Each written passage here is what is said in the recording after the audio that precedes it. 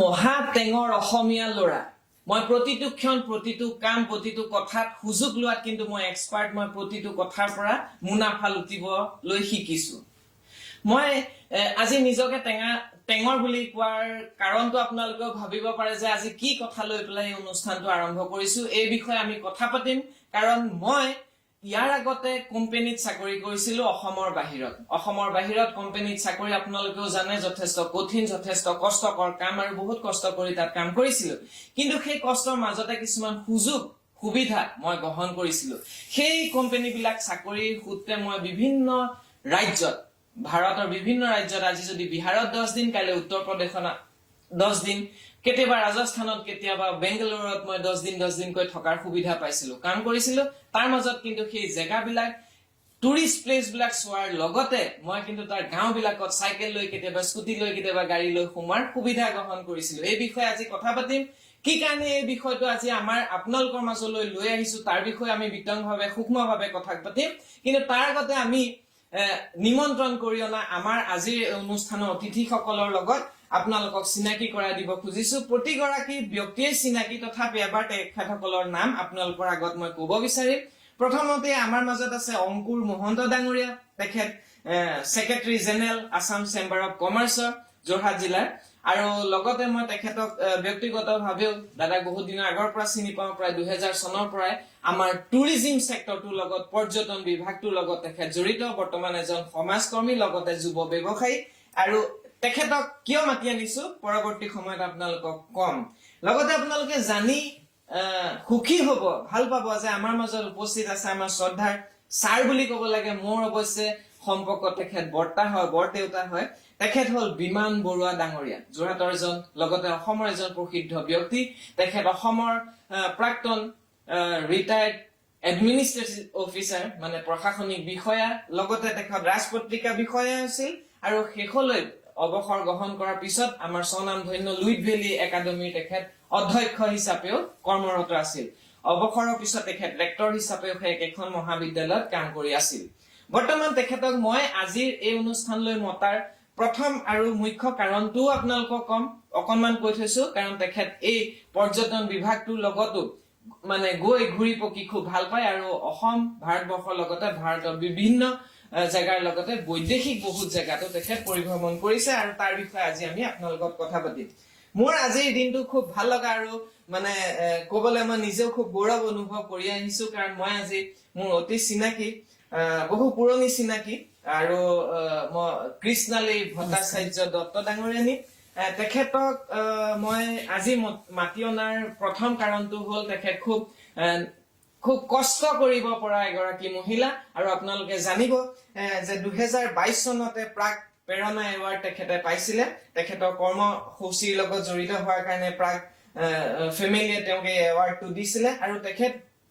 ডিব্ৰুগড় ইউনিভাৰ্চিটিৰ পৰা আজি বহু বছৰ আগতে MBA ডিগ্ৰীধাৰী লৈছিলে তাৰ পিছত তেওঁ ব্যৱসায়ৰ লগত জড়িত হৈ গল আপোনালোকেও জানিব যিটো মেনৰ পৰিয়াল আছে প্ৰগতি পৰিয়াল প্ৰগতি মেনৰ প্ৰগতি মটৰ্ছ প্ৰগতি হোটেলছ আৰু তেখেতসকলৰ তানিক্স বুলিও আমাৰ যোৰহাটৰ লগতে গুৱাহাটীতো তেওঁলোকৰ অসমৰ বিভিন্ন জায়গাত তেওঁলোকৰ ডাঙৰ ব্যৱসায়ী আছে মই তেখেতক মাতি অনাৰ মুখ্য কথাটোৱে হৈ গল তেখেতে এই মানে নিজৰ কৰ্মক্ষেত্ৰৰ লগতে ভাৰতৰ বাহিৰৰ বিভিন্ন জায়গাত পৰিভ্ৰমণ কৰে আৰু মই জানো কৃষ্ণালী ভট্টাচাৰ্য ডাঙৰীয়ানীয়ে ফুৰাৰ লগতে তেখেতে ক'ৰবাত মনৰ মাজত সোমাই ৰাখে যে এই বাহিৰত দেখা সদ্যহতে জাপানৰ পৰা তেখেত আহিছেগে তেখেতে সেই দেশবিলাকত দেখি অহা বিভিন্ন কথাবিলাক বিভিন্ন ভাল কি কৰিব পাৰি সেইখিনি আনি পেলাই আমাৰ অসমত কি ধৰণে প্ৰয়োগ কৰিব পাৰি এই বিষয়ে হয়তো চিন্তা থাকে মোৰ ধৰণে তেখেত অকমান টেঙৰে বাৰু সেই গতিকে আৰু লগতে তেখেতসকলে সেইখিনি কথা প্ৰয়োগ কৰি আছে কাৰণে হয়তো বৰ্তমান বহুত দিনৰ পৰাই প্ৰগতি পৰিয়ালে প্ৰগতি ফেমিলিয়ে কিন্তু আমাৰ অসমত নিজৰ ব্যৱসায় অক্ষুণ্ণ ৰাখিবলৈ সক্ষম হৈছে প্ৰত্যেককে আমাৰ এই অনুষ্ঠানলৈ স্বাগতম জনাইছো বয়োজ্যেষ্ঠ আগত হিচাপে মই বিমান বৰুৱা ডাঙৰীয়া ছাৰৰ ওচৰলৈ বৰ্তাৰ ওচৰলৈ যাবলৈ মই ভাল পাম বৰ্তা আজিৰ যিটো বিষয় অসম তথা উজনি অসমৰ পৰ্যটন বিভাগটো ইয়াৰ সম্ভাৱনীয়তা আৰু চৰকাৰৰ লগতে আমাৰ সাধাৰণ ৰাইজৰ কৰণীয় কি আপুনি যিহেতু বিভিন্ন প্ৰশাসনিক কামতে হওক বাহিৰলৈও গৈছে আৰু অৱসৰ গ্ৰহণ কৰাৰ পিছতে হওক বিভিন্ন ভাৰতৰ বাহিৰৰ বিভিন্ন বিদেশলৈ আপুনি ফুৰিবলৈ গৈছে আপোনাৰ অৱসৰৰ পিছত মানুহ সাধাৰণতে ঘৰত সোমাই যায় আপোনাক কিহে এট্ৰেক্ট কৰে মানে কিহে আপোনাক মাতি লৈ যায় সেই দেশবিলাকলৈ যে ইমান কষ্টৰ পিছতো আপুনি সেই দেশবিলাক ফুৰিবলৈ ইচ্ছা কৰে সদ্যহতে আপুনি শ্ৰীলংকাৰ পৰাও আহিলে গৈ জয়তে মই দাপোনক আন্তৰিক ধন্যবাদ জনাইছোঁ মোক ইয়ালৈ নিমন্ত্ৰণ কৰাৰ কাৰণে মই বৰ্তমান যিটো বিষয়ৰ ওপৰত আলোচনা আগবঢ়াবলৈ লোৱা হৈছে এই বিষয়টো অতি জৰুৰী বিষয় আৰু বিশেষকৈ অসমত পৰ্যটনৰ ইমান সুবিধা আছে এই সুবিধাবিলাক আমাৰ প্ৰকৃতপক্ষে ল'ব নোৱাৰাৰ কাৰণে আমি বহুত বঞ্চিত হৈ আহিছোঁ মই পৰ্যটনটোৰ লগত এতিয়া নহয় বহুত বছৰৰ পৰা সৰুৰে পৰা মই ফুৰি ভাল পাওঁ মই সৰুতেও ফুৰিবলৈ গৈছিলোঁ চাকৰি কালতো ফুৰিবলৈ গৈছিলোঁ অৱসৰ পিছতো ফুৰিবলৈ গৈছোঁ এইটো মই ফুৰিবলৈ যাবলৈ কোনো টকা পইচাৰ প্ৰয়োজন বিশেষ লাগিব বুলি কথা নাই এইটো মানুহৰ আগ্ৰহৰ কথা এতিয়া অসমৰ ক্ষেত্ৰত বা যোৰহাটৰ ক্ষেত্ৰত এটা অতি পজিটিভ দিশ হৈছে বৰ্তমান আজি কিছু বছৰ আগত অসমৰ যিটো অৱস্থা ভাৰতৰ যিটো অৱস্থা তাৰ তুলনাত অসমৰ যিটো অৱস্থা তাৰ যথেষ্ট সুবিধা হৈছে আজি যোৰহাট আগতে যোৰহাট হয় বন্ধ হয় অসম বন্ধ হয় আন্দোলন হয় এনেকুৱাবিলাক অনুষ্ঠান বহুত হুলস্থুলত থাকে যিবোৰৰ পতাপত আমি পৰ্যটনৰ দিশটো আমাৰ সদায় বাদ পৰি যায় কিন্তু এতিয়া আজি কিছু বছৰৰ পৰা মানে আমাৰ অনুষ্ঠানবিলাক ভাল হৈছে এই পৰিৱেশটো ভাল হোৱাৰ কাৰণে এতিয়া আমি পৰ্যটনৰ দিশত চকু দিবলৈ বহুত সুবিধা হৈছে আৰু এইটো অতি প্ৰয়োজনীয় দিশ মোৰ কথা হৈছে কি আমি এনেকুৱা কিছুমান আমাৰ সম্পদ বিশেষকৈ যোৰহাটৰ কথা যদি আমি লক্ষ্য কৰোঁ তেতিয়া যোৰহাটত আমাৰ আটাইতকৈ সুবিধা হৈছে কি কাজিৰঙাখন আমাৰ ওচৰত গতিকে ইয়াত আমাৰ বিদেশৰ বহুত পৰ্যটক আহিলে আমাৰ যোৰহাটখন হাৰ্ট চেণ্টাৰ হিচাপে ল'ব পাৰে ইয়াত যদি তেওঁলোকক আমি সুবিধা কৰোঁ তেতিয়াহ'লে ইয়াত পৰ্যটনৰ সংখ্যা বৃদ্ধি পাব তাৰপিছতে আহিলে টিৰ ক্ষেত্ৰত চাহ উদ্যোগটোত মই আজি ৰিচেণ্টলি অলপ দিনৰ আগতে শ্ৰীলংকালৈ গৈছিলোঁ ইতিমধ্যে উল্লেখ কৰা হৈছে তাত দেখিলোঁ শ্ৰীলংকাত আমি অসমৰ মানুহে একচুৱেলি শ্ৰীলংকাত চাহৰ উদ্যোগ বা চাহৰ মেচিন চাবলগীয়া কোনো প্ৰয়োজন নাই কিন্তু তাত আমাৰ ধৰণে চাহ খেতি কৰা অঞ্চলবিলাকত গৈ পেলাই দেখিলোঁ তেওঁলোকে এনেকুৱা কিছুমান পৰ্যটনৰ সুবিধা কৰি দিছে যে টি গাৰ্ডেনখনৰ ধুনীয়াকৈ অফিচ এটা বনাইছে কেউফালে গ্লাছৰ ঘৰ তাত তাৰ ওচৰতে এখন সুন্দৰ ওপৰলৈ দিয়া এখন চাহ বাগিচা আছে তাৰ পৰা এই মানুহখিনিক যে তাত যিখিনি প্ৰতিদিনে যোৱা পৰ্যটক তেওঁলোকে সেই ঘৰটোত বহুৱাই পেলাই একাপ চাহ খুৱাইছে সেই চাহকাপত পইচা দিব নালাগে আচ্ছা তাৰপিছত সেই চাহকাপ খুৱাইছে আহিবৰ সময়ত প্ৰত্যেকে শ্ৰীলংকাৰ চাহ 2 কেজি কিনি আনিছে গতিকে একাপ চাহ খুৱাই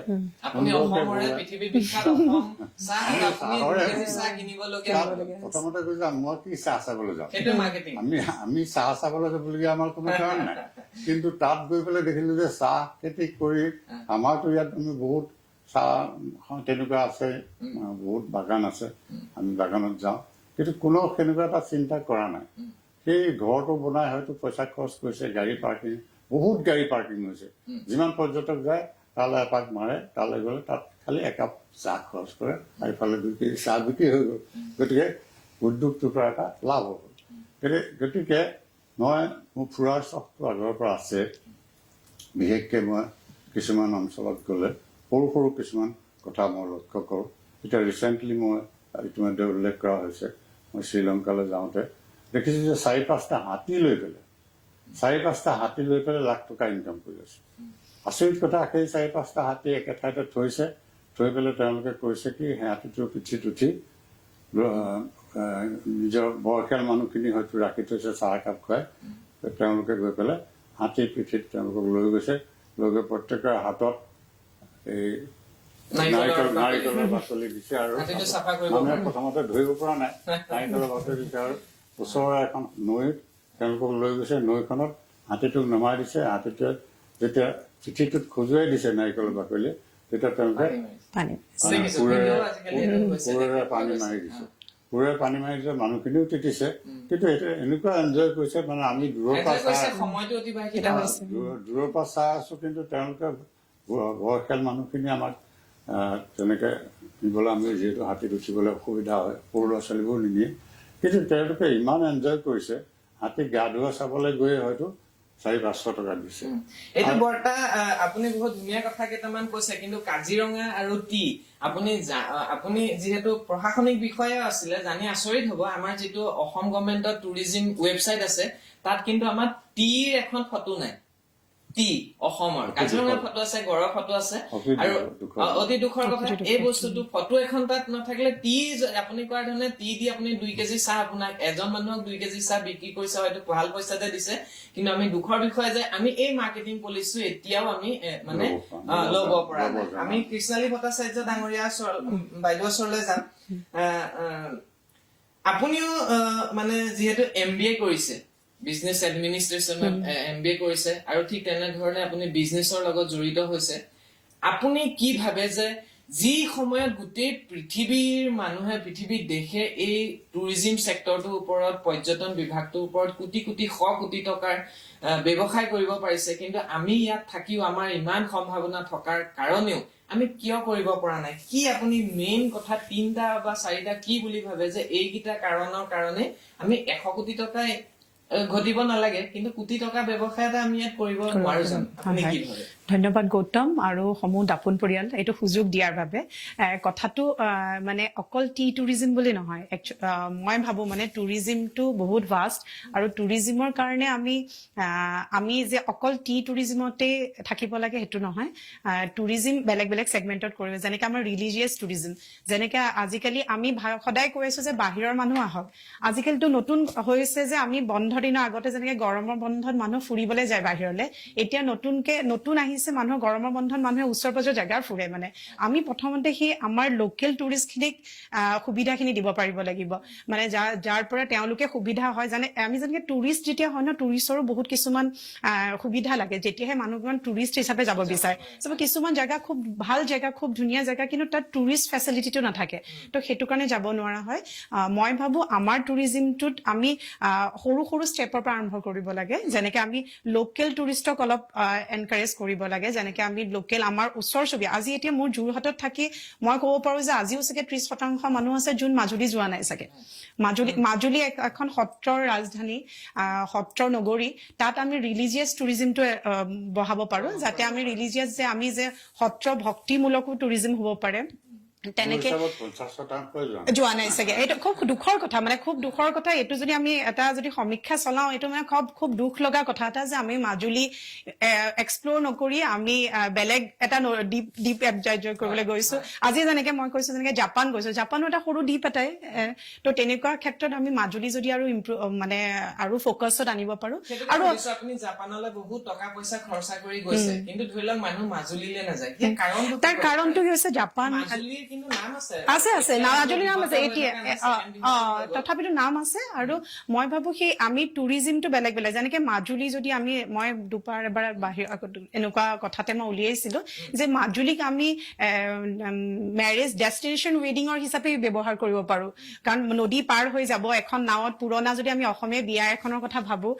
তো মানে আজিকালি কি হয় আমি সদায় অলপ সলনি কৰিব লাগিব চিন্তাধাৰাটো সলনি কৰিব লাগিব যিহেতু মই এই ইণ্ডাষ্ট্ৰিটোত আছো কাৰণে কৈছো যদি এতিয়া আমি ইয়াৰ মানুহ গৈ জয়পুৰত বিয়া পাতে উদয়পুৰত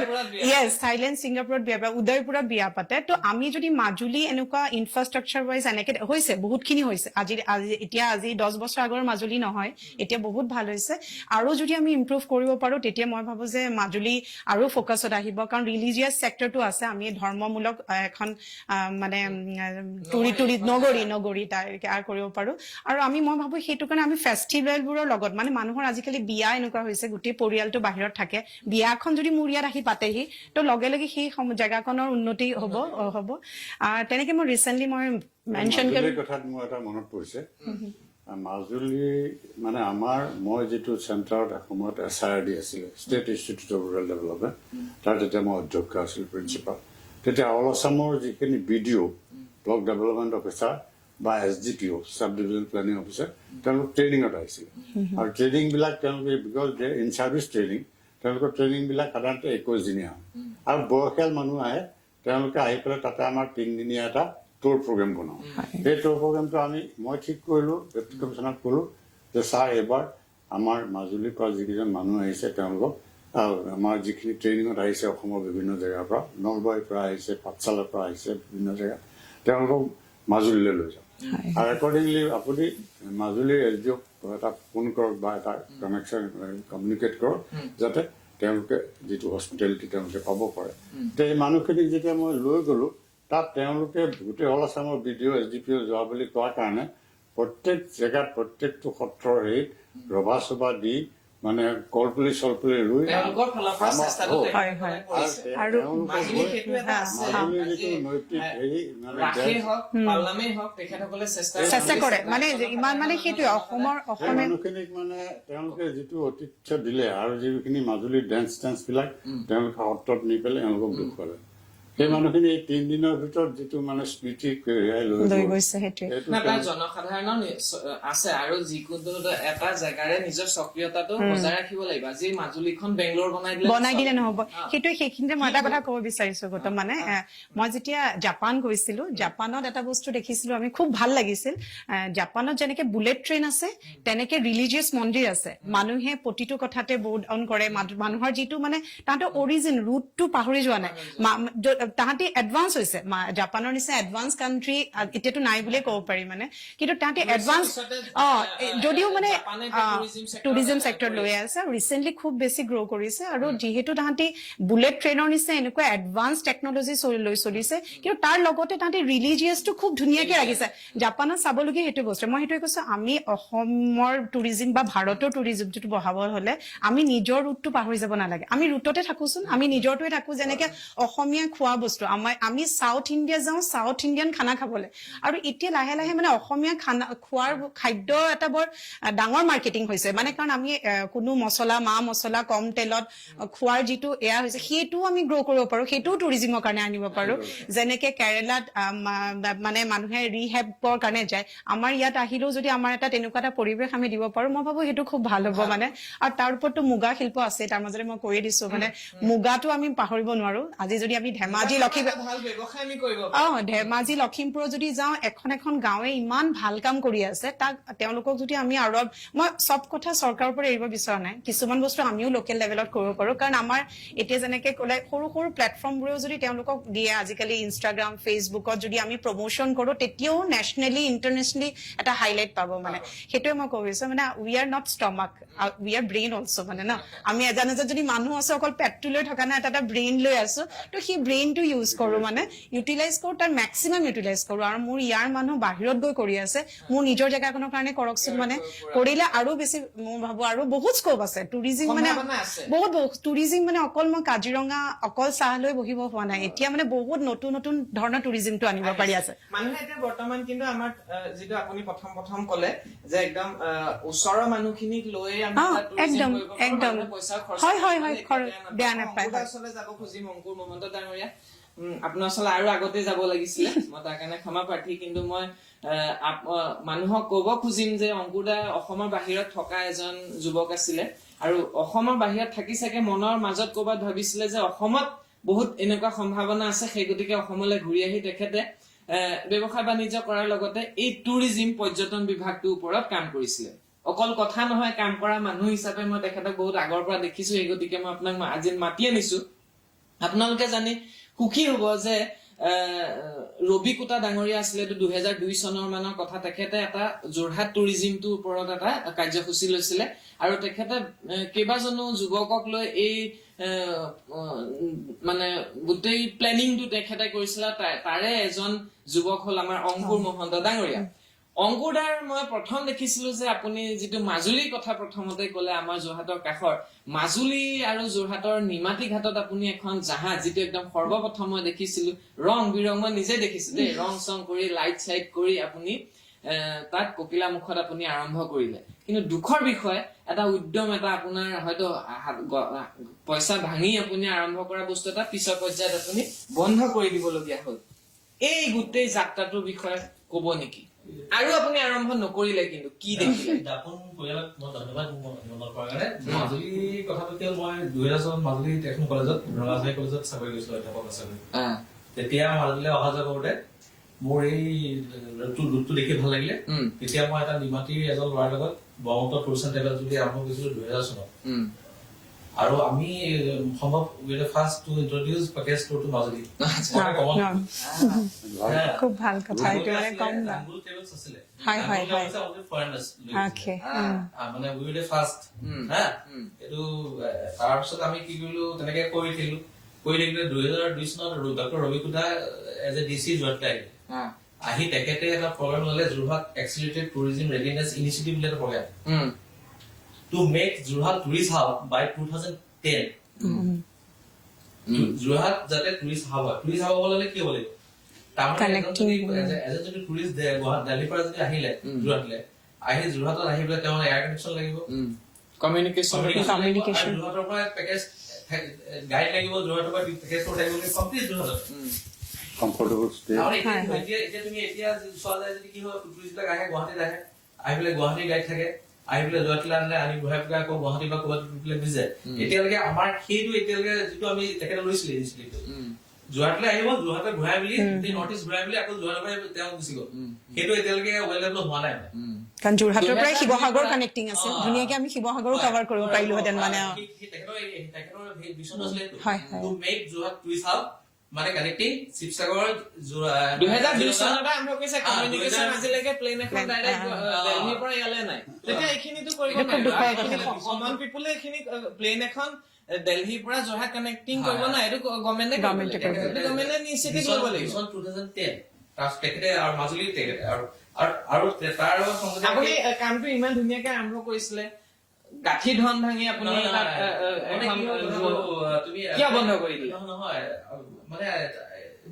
মানে অকল এই টুৰিজিম বিজনেছ কৰিবলৈ এটা মানে 10 বছৰৰ আগলৈকে টুৰিজিম বিজনেছ কৰিবলৈ তুমি মানে গছ ল'ব নোৱাৰা। আজি অংকুৰ দা আপুনি জানিব, আপুনি যিহেতু আপোনাৰ লগত জড়িত আছিলে, আপুনি জানিব আজি পৃথিৱীৰ চহকী দেশ আছে এনেকুৱা যিয়ে এই পৰ্যটন বিভাগটো টুৰিজিম চেক্টৰটোৰ ওপৰত চলি আছে। তেওঁলোক ৰাতিপুৱা শুই উঠি চাহকাপ খোৱাৰ পৰা ৰাতি ভাত খোৱা, ল'ৰা ছোৱালীক বাহিৰত পঢ়োৱালৈকে পিন্ধা কাপোৰ কানি টুৰিজিমৰ ওপৰত কৰি আছে। আজি আপুনি ক'লে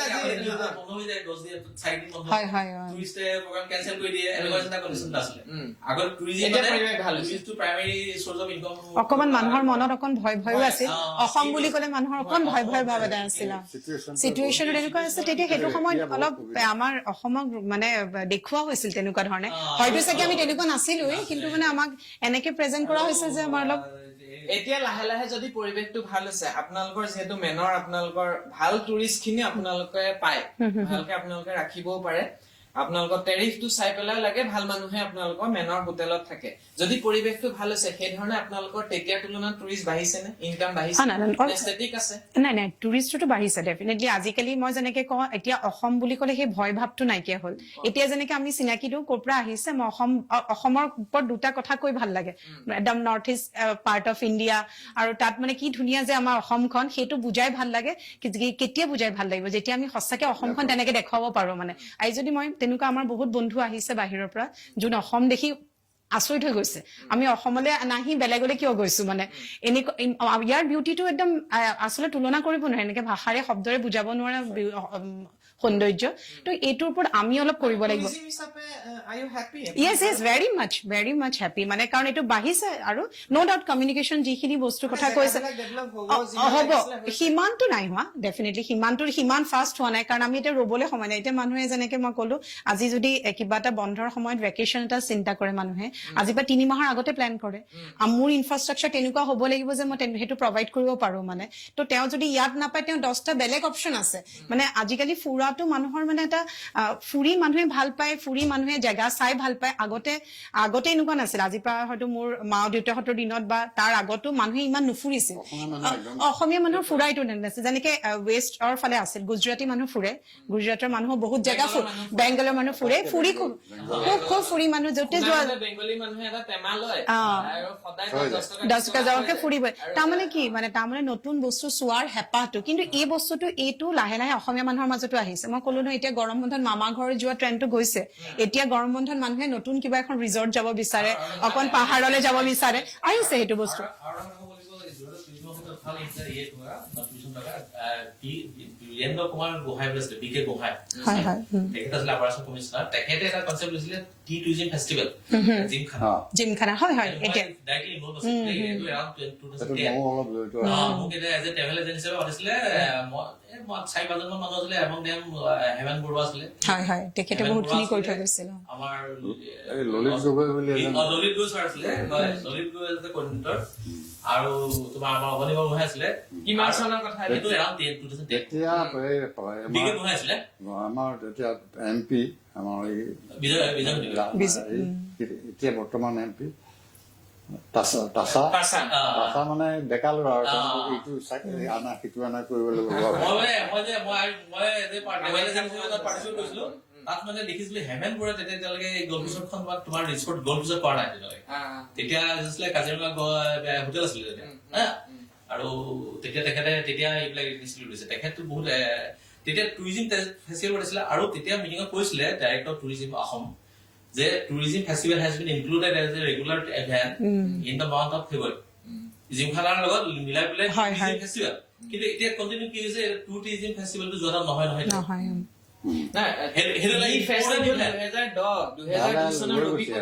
অসমৰ চিফ ছেক্ৰেটাৰী তেতিয়া আৰম্ভ কৰা আজিৰ পৰা 20-25-30 মানে 26 বছৰ আগৰ কথা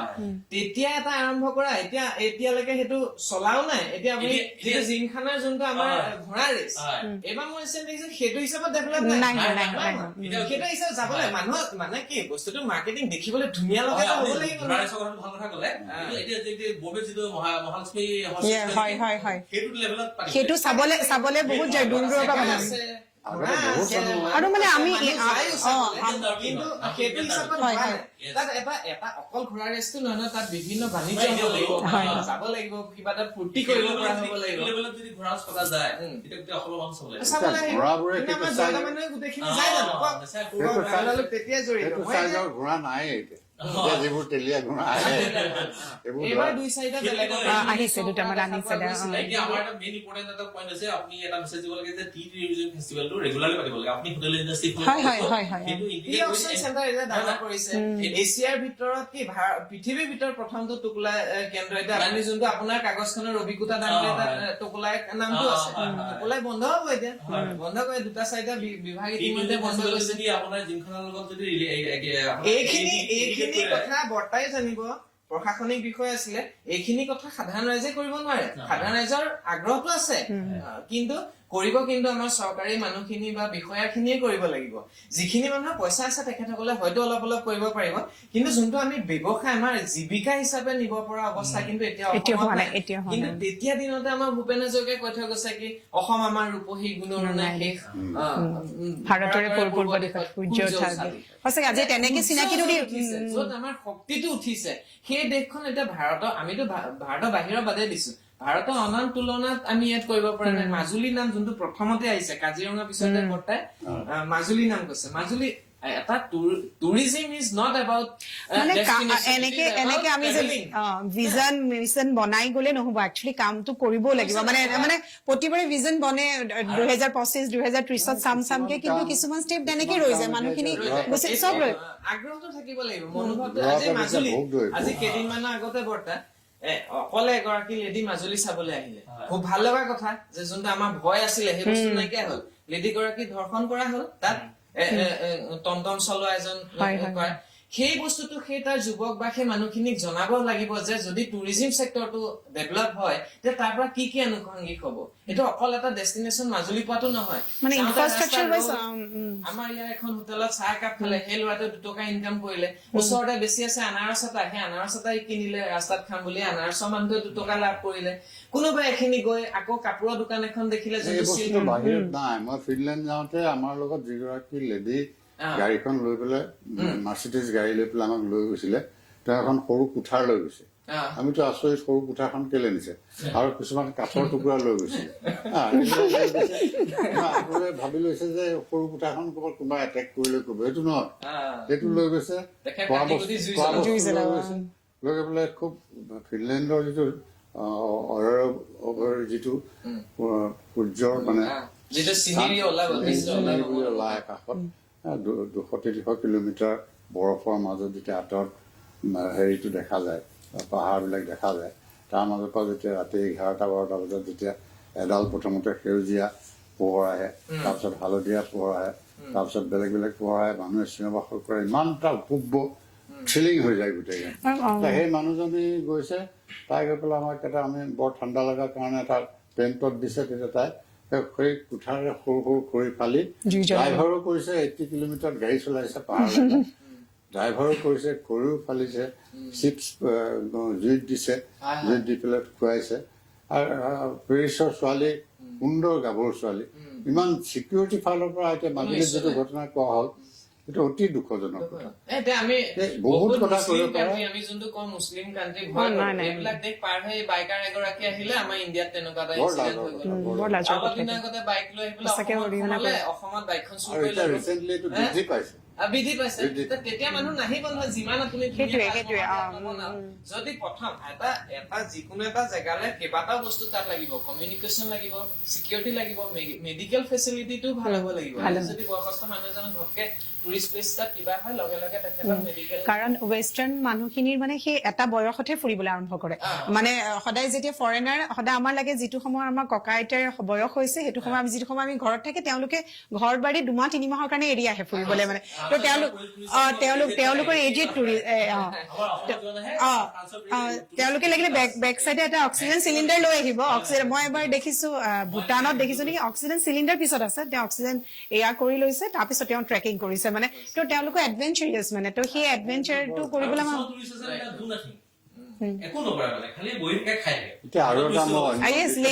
লেজাৰ টাইম স্পেণ্ড কৰিবলৈ আহে তেওঁলোকে।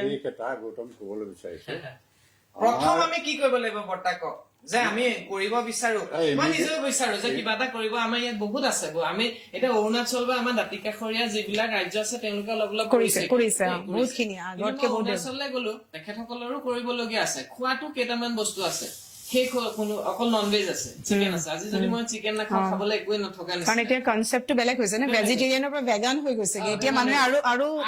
আৰু নাখায় মানুহে। এই বস্তুবিলাক যিটো শিক্ষাগত অৰ্হতাও লাগিব, কমিউনিকেশ্যন লাগিব। আপুনি এতিয়া বৰ্তা জানি আপুনি আচৰিত হব,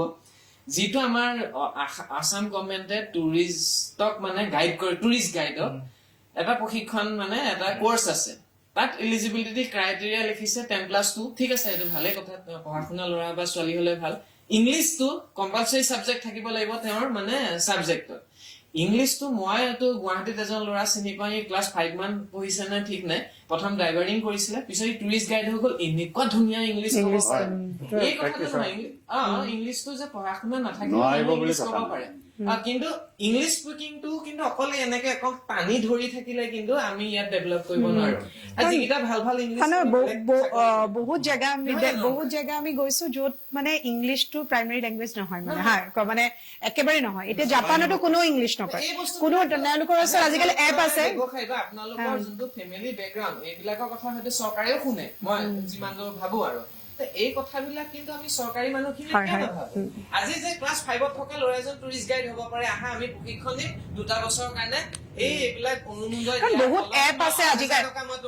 মানে আজিকালি টুৰিষ্ট গাইড হৈ থাকিব লাগিব। জাষ্ট মই তোমাৰ নাম্বাৰটো ৱেবছাইটত দি দিম, ফোন কৰিলে তুমি উঠাব লাগিব, মানুহ তুমি ফুৰাব লাগিব।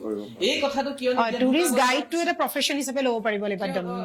চৰকাৰৰ কৰণীয় আছে, আজি চৰকাৰৰ কৰণীয় আছে। আজি আপুনি মাজুলীতে এতিয়া অলপ দিনৰ আগতে এখন ৰেষ্টুৰেণ্টত হ'ল, কিবা এটা বস্তু খালে বহুত বিল দিলে, 1000, 1500, 2000। মানুহজন গ্ৰাহকজন আছিলে IS বিষয়া আছিলে, পৰি গল কাঠে কাঠে,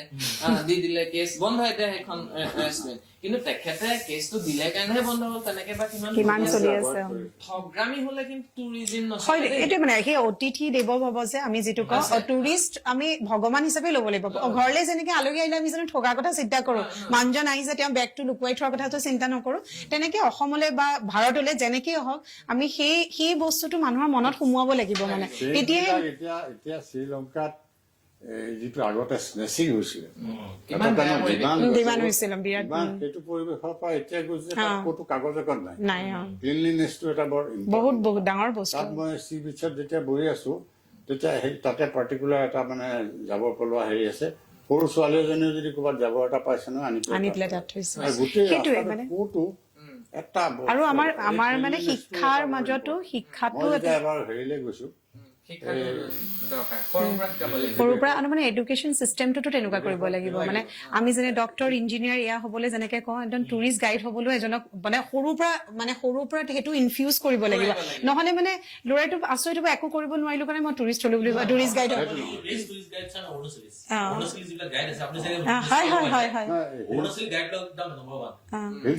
বাহিৰত অকল অৰুণাচলী বুলি নহয়, দাৰ্জিলিঙলৈ গ'লেও আৰু ৱেষ্টাৰ্ণ কাণ্ট্ৰিটো ৱেষ্টাৰ্ণ হেৰি এনেকে টুপিত তেওঁলোকে চাহ লৈ ফুৰিছে দেই, চাহ লৈ ফুৰিছে, খাবলৈ কিবা দিছে। আমি যেতিয়া এই কাগজখন পেলাবলৈ চাহ বহু উদাৰ মত দেখি সেইটোৱে মানে তেওঁলোক এডুকেটেড না, তেওঁলোকক নাই সেইটো বস্তু একদম প্ৰথমৰ পৰা ক'ব লাগিব। আচলতে আমি প্ৰথমৰ পৰা ল'ৰা ছোৱালীখিনি শিকাব লাগিব যে আমাৰ দেশলৈ মানুহ অনা, মানুহ মাতা চোৱা। জাবৰ টোপোলা লৈ গৈছে, ল'ৰাটো স্কুলত ছোৱালীজনী স্কুলত থবলৈ গৈছে আৰু ৰাস্তা ৰাতিত সেই ছোৱালীজনী সন্মুখতে বাপেকে টোপোলাটো পেলাই কিমান সেই জাপানত মই ৰিচেণ্টলি দেখিছো বেগত এটা কেৰি বেগ ৰাখিবলগীয়া হয়, কাৰণ মই ক'ত পেলাম? মই টফিটো খালো, কিবা আইচক্ৰীমৰ পেকেট এটাই খালো, মানে ক'ত পেলাম? পেলাব ফাইনো কৰে।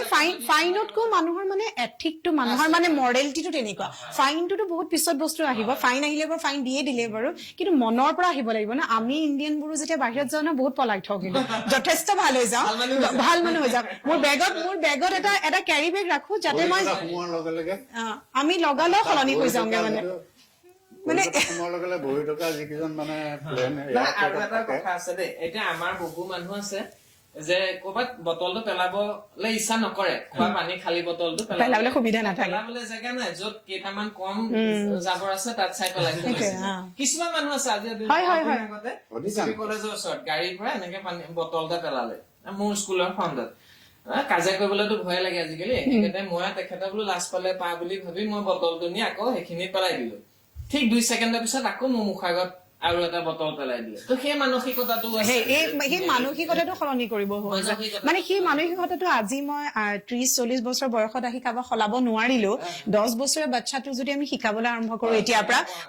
আমি অসমৰ এডুকেশ্যন চিষ্টেমটোত এইটো এটা ডিচিপ্লিনেৰী মানে এটা কম্পালচৰি মানে এটা ক্লাছ হিচাপে ৰাখো যে মানুহে এইবোৰ বস্তু কিমান দৰকাৰ। কাৰণ সেই ল'ৰাটোৱে যেতিয়া কাইলৈ বাহিৰলৈ যাব সি বেচিক বস্তুখিনি জানিব লাগিব না। তাত গৈ পেলাই প্ৰতিবাৰটো ফাইনটো চলিউশ্যন নহয়, মানে এটা সময়ত মানে বস্তুবোৰ তেনেকে আমি অসমক ৰিপ্ৰেজেন্ট ধুনীয়াকে কৰিম মানে লাহে লাহে। আমাৰ যোৰহাটত এতিয়া আমাৰ ভোগদৈখন ইমান ৰিচোৰ্চফুল জেগা। মই DC এখন মিটিঙত in presence of all Jorhat people মই কৈছিলো যে মই এটা ছাজেশ্যন দিছো। মই পেৰিছত যেতিয়া এই নৈখনৰ পৰাই তেওঁলোকে 13খনমান এনেকুৱা অভাৰব্ৰিজ দিছে CM নদীত, নিদি পেলাই তেওঁলোকে প্ৰায় 7 মান মানুহৰ এটা টুৰ দিছে লাক্সাৰী বোটত, দি পেলাই তাতে খানা চানা খাইছে। সেই মূৰৰ পৰা আকৌ নাওখন এপাক আহে। এই ভোগদৈখন খান্দি পেলাই আমাৰ মৰিয়নিৰ পৰাও যদি আমাৰ ভোগদৈ পেলাই দিয়ে, তাতো যদি এখন ইমান সুন্দৰ ইনকাম গৈ থাকিব ধুনীয়াকে যদি প্ৰকাশ কৰি দিয়ে, সেইটো মানে মই হ'ব বুলি ভাবিছিলো। অলপ দিনৰ পিছত হেৰি স্কিম এটা লৈছিল নহয়, মানে চাফা কৰোৱা মানে সেইটোৱে মানে শ্ব' হ'ব নালাগে, ফটো তুলিবলৈ কেমেৰা আগত আহিবলৈ কাম নহয় মানে আচলতে মানে সেইটো নহয় পেলাই আপোনাৰ এৱাৰ্ড পাইছে ৰিভাৰফ্ৰণ্ট ডেভেলপমেণ্ট প্ৰজেক্ট কিবা বুলি এটা, আপোনাৰ এটিৰ পৰা একদম সেই পূজাৰীবিলাকে চাইডটো বনাই ৰিভাৰফ্ৰণ্ট যে এতিয়া গুৱাহাটী যিটো কৰি আছে, এই কৰি আছে আৰু এটা সাধাৰণ কথা তেনেকুৱা এটা। যেনেকে হেৰি আপোনাৰ ৰাজস্থানত যেনেকে গ্ৰীণ চিটি নে কি বুলি কয় এতিয়া আমাৰ যদি দোকানী কেইজনক কয় যে আমাৰ গোটেই গোৱালিটোত মানে এটা ৰং pink city Jaipur pink city Jaipur pink city yellow' city বা গ্ৰীণ চিটি কৰি দিয়ে চবকে যদি এটা ৰিকুৱেষ্ট কৰে ডিচি লেভেলৰ বিউটিফিকেশ্যনৰ কাৰণে এইটো কাম কৰিব পাৰি অলপ 10 দিনৰ ভিতৰত গোটেই গোৱালিটো ধুনীয়া কৰি দিব পাৰি সেইটো কোনো খৰচৰ দৰকাৰ নাই ডিপেণ্ড আপুনি মৰ্জি অফ দি ডেপুটি গেৰুৱা ৰং বুলি ক'লে সোনকালে হ'বও পাৰে যেতিয়া কৰিব নোৱাৰে যেতিয়া কৰিব নোৱাৰে তাক হেল্প কৰিব ধৰা লিখনত কৰিব পাৰে Without investment. এতিয়া অৱশ্যে আমাৰ জেবি কলেজখনৰ ৱালখন হৈছে আৰু JD কলেজৰ ওচৰখন আমাৰ ভাল লগা এই যে চৰাইদেউ যে ৱৰ্ল্ড হেৰিটেজ চাইট হৈ গ'ল হয় সেইটো এতিয়া কৈছে যে ফৰেন কিন্তু তাত নাহে কাৰণ ট্ৰান্সপৰ্টেশ্যন একমডেশ্যনৰ একো সুবিধা নাই চাৰিখন ডিষ্ট্ৰিক্ট ডিষ্টাৰ্বেৰিয়া ঘোষণা কৰি দিছিলে চেণ্ট্ৰেল গভৰ্ণমেণ্ট ডিষ্ট্ৰিক্ট হোম হয় তিনিচুকীয়া চৰাইদেউ শিৱসাগৰ ডিব্ৰুগড়খন জাষ্ট হিমন্ত মুখ্যমন্ত্ৰীয়ে তেওঁ নামটো ভৰাইছে তেওঁ এখন গুচালে ডিব্ৰুগড় এতিয়া ডিষ্টাৰ্বেৰি ডিষ্ট্ৰিক্ট নহয় কিন্তু তিনিচুকীয়া চৰাইদেউ আৰু শিৱসাগৰ সেইকাৰণে শিৱসাগৰে অষ্ট্ৰেলিয়া আৰু USA এইবিলাক জেগাত এডভাইজাৰ আহিব নিদিয়ে হয়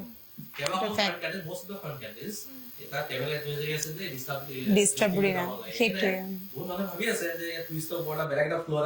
কিন্তু আহিব পৰা নাই অহা নাইও মানে যেনেকে ভাবিছিলো মানে সামগ্ৰিকভাৱে উন্নতি হ'ব লাগিব মানে অলপ মানে ওপৰৰ পৰা চাব লাগিব যে কি হৈ আছে গোটেই কথাটো কি হৈ আছে আমি সেই বস্তুটো চাব লাগিব আমি সৰু সৰু যিমানেই কৰি নাথাকো লাগিলে তাৰপিছত আপুনি যেনেকে ক'লে মই লাগিলে চৰাইদেউ যিমানেই উন্নতি নকৰো যদি তেনেকে এডভাইজৰী দিয়া আছে তো মই যিমানেই কৰো একোতো নহ'ব মানে একোতো লাভ নাই আৰু কোনোবা যদি ইনভেষ্ট মায়ে মোক যাবলৈ নিদিয়ে নহয় ডিষ্টাৰ্ব হয় সেইটোৱেটো আৰু চাপোজ এজ আৰু ব্যৱসায়িক ফালৰ পৰা চাব লাগিব যে যদি মই ডিষ্টাৰ্ব এৰিয়াত কিবা এটা ডেভেলপমেণ্ট কৰো মোৰতো সেইটো ৱেষ্ট হৈ গৈছে না ৱেষ্ট হৈ গ'ল মই যদি তাত যদি কিবা এটা একমডেট যেনেকে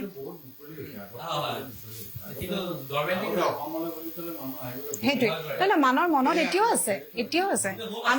আমি যেনেকে কাশ্মীৰ জম্মু কাশ্মীৰ বুলি ক'লে এটা মনৰ ভাৱ আছে ন মানে জম্মু কাশ্মীৰত এনেকুৱা হৈছে যেতিয়া মই জম্মুত গৈছো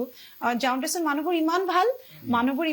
মানুহবোৰ ইমান অতিথিপৰায়ণ চব মানুহবোৰ ইমান মই তেতিয়া মনতে ভাবিছো তেতিয়াহ'লে অসমৰ কথাটো এনেকে ভাবে অসম এনেকে বন্ধ হৈ থাকে অনুভূতে গুলি বন্দুক চলি থাকে নেকি মানে মানুহৰ সেই পাৰচেপশ্যনটোৰ পৰা আমি ওলাব পৰা নাই এতিয়াও আমি মানে এতিয়াও যদি আমি বম্বে সুধো বম্বেত মই সেইদিনাখন লগ পাইছো মানুহ এজন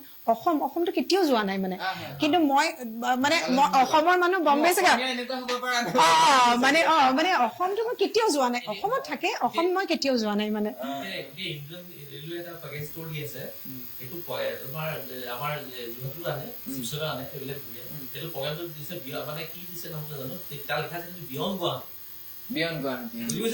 মানে অসম বুলি ক'লে গুৱাহাটী বুলি ভাবে বিয়ণ্ড গুৱাহাটী আছাম বুলি ক'লে বিয়ণ্ড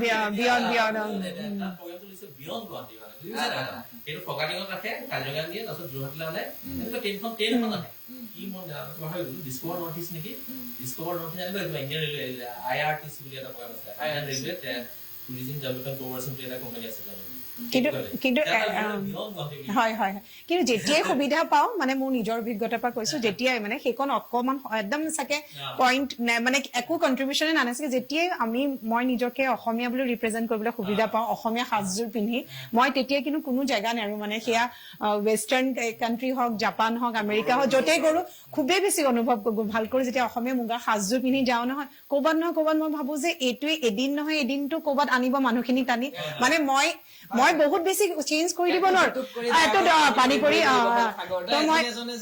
মই মানে নাভাবো যে মই বেলেগ ধৰণৰ চেঞ্জ এটা আনি দিব পাৰিম অসমলৈ যোৰহাটলৈ কিন্তু যেতিয়াই ৰিপ্ৰেজেণ্ট কৰো যেতিয়াই ক'বলৈ এটা দুষাৰ পাওঁ যে ক'বলৈ যে মই ক'ৰ পৰা আহিছো মই ক'ৰ ছোৱালী হয় কিন্তু সেইটো কৈ থৈ আহো মানে মই নিজৰ ফালৰ পৰা সেইটো মোৰ এটা মানে সেইটো মোৰ গৰ্ব মানে মই শেষৰ ফালে আহিছো দুটা প্ৰশ্ন লৈ পেলাই আমি আজি অনুষ্ঠান শেষ কৰিম প্ৰথম কথাটো হৈ গ'ল যে মোৰ নিজৰ অভিজ্ঞতা এজন মানুহ কাজিৰঙা তেখেতৰ এখন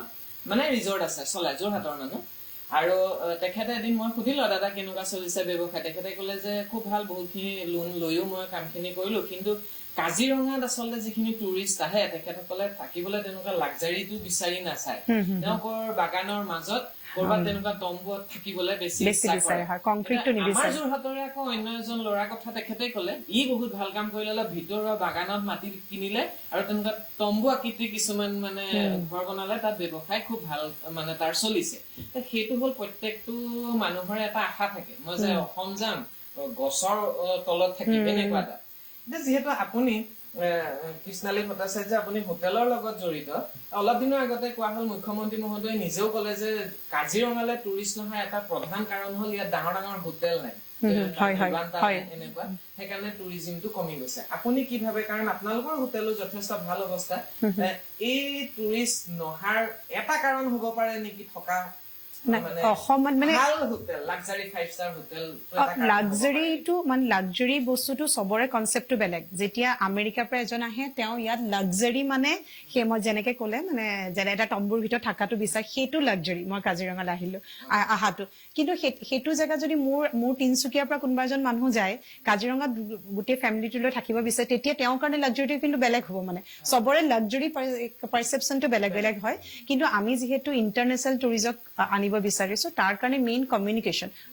ৰোড ট্ৰান্সপৰ্টেশ্যন আৰু এয়াৰ কমিউনিকেশ্যনটো খুবেই ভাল হ'ব লাগিব। যিটো বস্তু হৈ আছে যিটো যোৰহাটলৈ যিটো ছেপ্টেম্বৰ 16 তাৰিখৰ পৰা দিল্লীৰ ফ্লাইটখন অহা ইণ্ডিগৰখন ষ্টাৰ্ট হৈ যাব তো তেতিয়াও এটা স্কোপ পাম। আৰু গুৱাহাটীৰ পৰা যোৰহাটলৈ যিটো ৰোড কমিউনিকেশ্যন সেই ৰাস্তাটো বহুতখিনি ভাল হৈছে। সেইখিনি যদি হৈ যায় মই ভাবো ভাল হ'ব। মানে আমিও ভৱিষ্যতে কাজিৰঙাত এটা নতুন প্ৰজেক্ট কৰিবলৈ মানে মনৰ সেই ভয় ভাৱটো অলপ কম থাকিব। যিহেতু ব্যৱসায়ত ৰিটাৰ্ণৰ কথাই আহে সদায় মানে তো যিমানে কোনো নহয় পইচাটো ন এইটো শুনিবলৈ বেয়া হলেও চবেইটো সেইটো কাৰণেই কৰি আছে। আৰু মানে চবে আৰু টুৰিজিমটো আমি ডেভেলপ কৰিব পাৰিছো চবৰে ইকনমিটো ডেভেলপ হবলৈ। তো তাৰ মেইন হেৰিটো আমি যে এনেকুৱা নহয় যে মোৰ ইয়াত আহিব আৰু গুচি যাব কোনো ইনকাম নহব সেইটোতো ভবা নাই। নাই সদ্যহতেতো আমাৰ নাই কিন্তু আমি গাইড কৰো। আমি আমাৰ এটা আমি ৰাখিব আমাৰ তেওঁ যদি এক্সপিৰিয়েঞ্চ লোৱাৰ পৰা ডেফিনেটলি আমি ল'ম। আৰু হয় হয় কিন্তু আমি প্ৰপাৰ গাইড কৰি আইটিনাৰী আমি দিওঁ। মানে যদি গুৱাহাটীত কোনোবা এজন আহিছে বাহিৰৰ মানুহ তেখেতক গোটেই ৰুটটো আইটিনাৰীটো আমাৰ ফালৰ পৰা আমাৰ যিজন মানে যোনজন আমাৰ ট্ৰেভেল চাই তেখেতে গাইড কৰে। তো সেইটো কাম কৰি আছে আৰু যদি ভৱিষ্যতে সেইটো এক্সক্লুচিভ কৰিব পাৰো এইটো যিটো এয়া ভাল পাম। মানে এক্সক্লুচিভ যদি এজন আমি টুৰিষ্ট গাইড হিচাপে ল'ব পাৰো আৰু যদি তেনেকুৱা কোনোবা উঠি অহা যুৱ প্ৰজন্মৰ কোনোবা যদি আমি তেনেকুৱা ট্ৰেইন মানুহ পাওঁ ডেফিনেটলি আমি ল'ম। মানে হয় হয় হয় চব অনেষ্টিটো লাগিব মানে আৰু কাম কৰা মনটো লাগিব। মানুহে মানে কৈ থাকে যে এমপ্লয়মেণ্ট দিব লাগে ইয়াৰ কৰে কিন্তু তাৰ মাজত মানুহৰ মানে সেই কাম কৰাৰ ইচ্ছাটো থাকিব লাগিব। ইচ্ছা থাকিলে সুযোগটোতো পাবই। একদম শেষত আমি কব খোজো যে আমাৰ আজি এজন অতিথি বিমান বৰুৱা ছাৰৰ মোৰ বৰ্তা অতীত বিলাস বুলি এখন কিতাপ তেখেতে সদ্যহতে উন্মোচন কৰি গৈছে। যথেষ্ট ভাল তেখেতৰ এই ভ্ৰমণমূলক কথাবিলাক ইয়াত আছে। আপোনালোককো অনুৰোধ কৰিছো যদি কেনেবাকে পাৰে কিতাপখন সংগ্ৰহ কৰিব পাৰে আৰু কৰি পঢ়িব পাৰে। পঢ়ি কেনেকুৱা হল আমাকো জনাব। ছাৰৰ লগতো আপুনি তেখেতৰ বিষয়েও ইয়াত লিখা আছে পিছত আপোনালোকে জনাব পাৰিব। একদম শেষ আমি অনুষ্ঠানটো কৰিছো। আমি এটা কথা আপোনালোকৰ পৰা জানিব পাৰিম দুটা কওক যে আমাৰ বৰ্তমান অসমত কি কৰিবলগীয়া আছে চৰকাৰীভাৱে অংকুৰদাই চৰকাৰীভাৱে কবলৈ কেতিয়াবা অকমান দ্বিধাবোধ কৰিব পাৰে কিন্তু কি কৰিবলগীয়া দুটা কথা কওকচোন যে এই দুটা কৰক। ছাৰকো সুধিম তোমাক আপোনালোক না অংকুৰদা আগতে খুব কয় আজিকালি অকমান খৰি কামৰি কয় কথাবিলাক। জিমখানাৰ লগত লগাই পেলাই আৰু হৰ্ণবিল ফেষ্টিভেলৰ লগত একেলগে এটা চিত্ৰত পাতিব লাগে। হৰ্ণবিল ফেষ্টিভেল যে জয়মাত হয় তাৰ লগত মিলাই পেলাই টুৰিজিম ফেষ্টিভেলটো জয়মাত পাতিব লাগে। সেইটো এটা এডভাইচ দিছো। আৰু যোৰহাটলৈ যিমান পাৰি বাহিৰৰ পৰা এয়াৰ কণ্ডিশ্যন লাগে। এতিয়া দিল্লীলৈ দিছে গুৱাহাটীলৈ এখন ফ্লাইট দিলেও ভাল। গুৱাহাটী হৈ পেলাই এনেকে আছে নহয় এইখন ডাইৰেক্ট দিল্লী ফ্লাইট মাজতে বন্ধ গুৱাহাটী হৈ কলকাতাত গৈছিলে। এতিয়া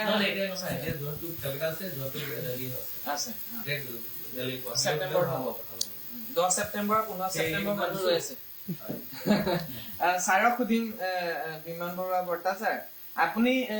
কওকচোন দুটা কি কৰিবলগীয়া আছে যি বাহিৰত হৈ আছে। আমি বাহিৰৰ লগত পটককে আমি নিজকে চাগে তুলনা কৰিব নোৱাৰিম কিন্তু কি দুটা এনেকুৱা পদক্ষেপ আমি কৰিব পাৰো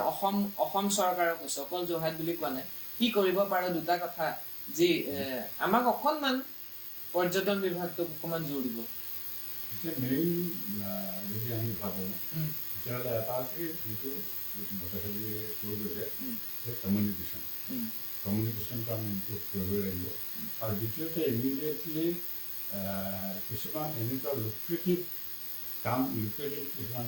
স্কিম ল'ব লাগিব যিবোৰ যোগেদি আমি টুৰিষ্টৰ এট্ৰেকশ্যনটো বঢ়াব পাৰোঁ। তেতিয়া ছাপ'জ মই এটা কথা আগতে কৈ গৈছোঁ যে যোৰহাটত বগীবিল নৈখন ইমিডিয়েটলি আমি যদি যোৰহাটখনক যদি মানে টুৰিষ্ট চেণ্টাৰ হিচাপে কৰিব পাৰোঁ তেতিয়াহ'লে এইটো স্কিম ল'বলৈ আৰু প্ৰেজেণ্ট এডুকেশ্যন আমি অলপ ইণ্টাৰেষ্ট দেখিছোঁ, সেইকাৰণে তেওঁ ইনিচিয়েটিভ লৈছিলোঁ। গতিকে এইটো ক'লে আমাৰ মানে এইটো এটা অসমত নোহোৱা নিচিনা কথা হ'ব। অসমখন ৰিভাৰ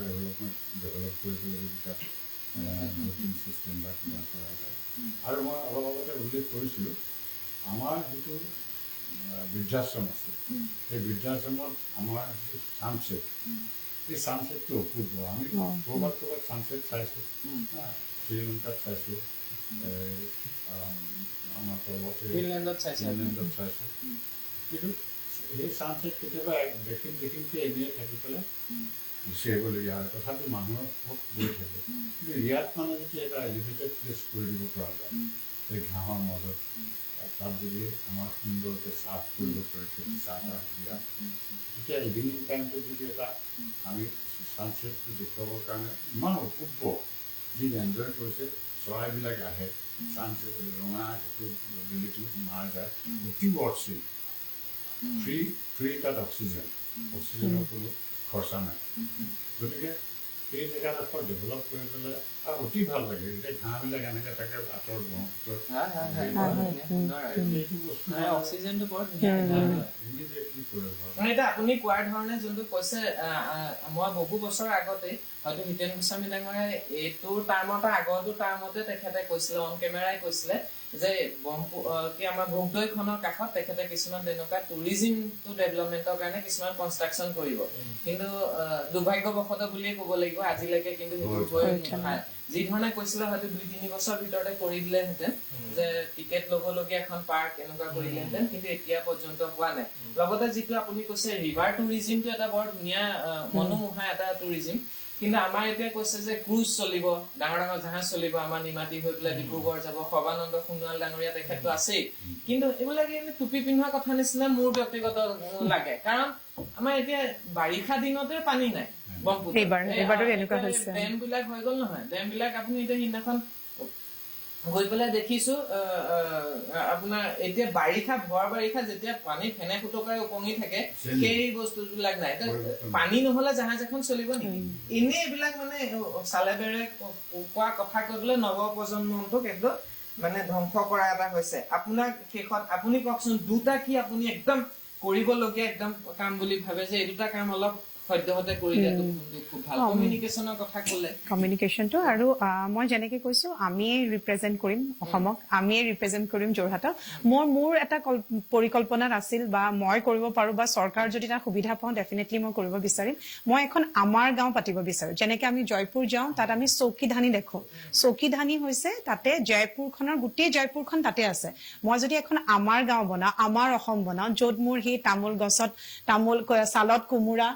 মোৰ শালত গামোচা আৰু পুখুৰীত মাছ, টেকি শালৰ পৰা গোটেইখিনি যদি অসমখন, মোৰ গোটেই অসমখন মই অসমখন যদি দেখাব পাৰো, এইটো মোৰ পৰিকল্পনাটো আছে। মই চাগে এতিয়া নহলেও ভৱিষ্যতৰ পৰিকল্পনা মই ৰাখিছো। আৰু একদম অসমীয়া থলুৱা ল'ৰা ছোৱালীৰ মাজত তাত ৰাখি পেলাই তেনেকুৱা এটা চাইট, অলপ বিশাল হ'ব, অলপ ডাঙৰকে ল'ব লাগিব বস্তুটো। তো তেনেকুৱা কৰি মই অসমখন দেখাব বিচাৰিছো এটা ৰূপত মই অসমত। আৰু সেই অসমীয়া খাদ্য, মই বাৰে বাৰে কৈছো অসমীয়া খাদ্যক আণ্ডাৰ এষ্টিমেট কৰিব নোৱাৰি। আজি যিটো গ্ল'বেলি যেতিয়া মানুহবোৰ ইমান হেল্থ কনচিয়াছ, চবে খোৱাক লৈ মানে মোবাইলটোতো চাবই নোৱাৰি, চব খোৱাৰ কথাই আহে যে তো আমাৰ অসমীয়া বস্তু, আমাৰ অসমীয়া খাৰৰ পৰা ডাঙৰ এটা পৰিসৰ চলাব পৰাকৈ সিমানখিনি মানুহ এতিয়াও অসমলৈ টুৰিষ্ট হিচাপে আহে বুলি আপুনি ভাবিছে? আহিব, নিশ্চয় আহিব। আমি এফৰ্টটো দিব লাগিব। মডেল হিচাপে আমি হয়। যোৰহাট এখন গাঁও ল'ব পাৰোঁ। ল'ব পাৰো অসমৰ এখন মডেল গাঁও হিচাপে লৈ পেলাই যোৰহাট বা শিৱসাগৰ ল'বলৈ খুব সুবিধা কাৰণ যিহেতু মানে আমাৰ তেনেকুৱা গাঁও আছে এতিয়াও আছে মানে তো তেনেকুৱা এখন গাঁও যদি আমি লওঁ সেইখন গাঁওক আমি তেনেকে ডেভেলপ কৰিলো তেওঁলোকৰ মানুহখিনিক ডেভেলপ কৰিলো মানে যিখন আমাৰ যে কবিতাত দেখা অসমখন সেই অসমখন দেখুৱাবলৈ মন এটা আছে সেই কবিতাৰ অসমখন আৰু মই আগতেও কৈছো যে মই খুব মন আছে অসমীয়া বিয়া মানে মোৰ এতিয়া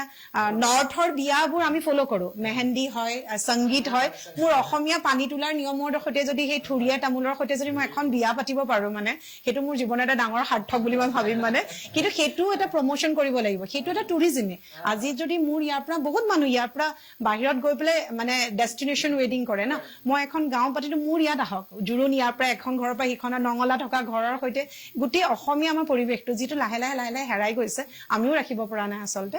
কিন্তু যদি কেনেবাকে কৰিব পাৰো মই ডেফিনেটলি কৰিব মানে এইটো মঞ্চতে মই এইটো মানে এটা আইডিয়াটো দিছো এটা মোৰ মনত চলি থকা কথা এটা আৰু তাত যদি বেলেগ মানুহৰ যদি কোনোবাই বিচাৰে যে তাত মোৰ লগত সহযোগিতা কৰিব বিচাৰিছে মই মানে আদৰেৰে ল'ম মানে থেংক ইউ